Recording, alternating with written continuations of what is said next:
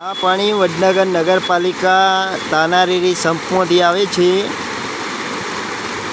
Refine કર્યા વગરનું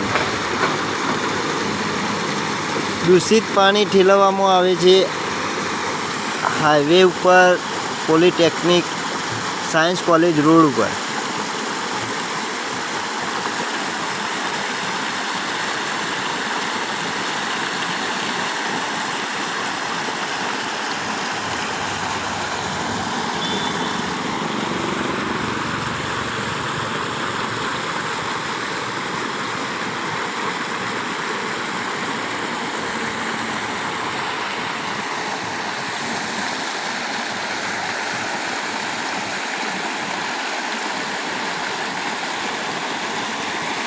આ પાણી રિફાઇન થયા વગરનું જ આવે છે. આગળ મલેકપુર આ બધી જગ્યાએ ભેંસો પાણી પીવે છે.